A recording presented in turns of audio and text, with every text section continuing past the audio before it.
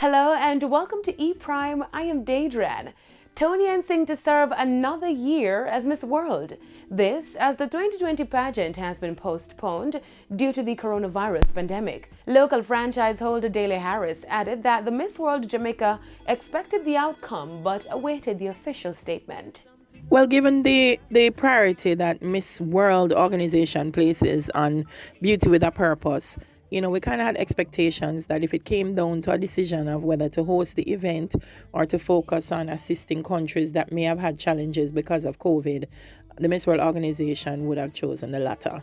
And so for us, we are very happy to support Beauty with a Purpose for 2020 into 2021.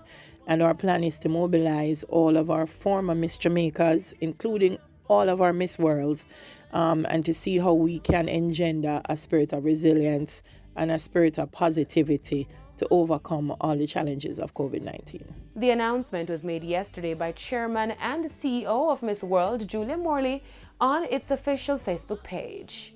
Morley stated that the 70th Miss World final will be held in the latter part of 2021 and added that safety is paramount as we continue to fight against COVID-19. They're looking forward to welcoming the Miss World family to a very special celebration next year. The 2021 host country and venue is yet to be confirmed. The Miss World beauty pageant is the longest-running beauty contest in history. Now, Drake takes the record for the most top 10 Billboard hits. This as DJ Khaled's Pop Star and Grease, which features Drake, entered the Hot 100 at number 3 and 8 respectively. According to Billboard, the two singles earned Drake his 40th entry on Billboard's Top 10, surpassing Madonna, who previously held the title with 38.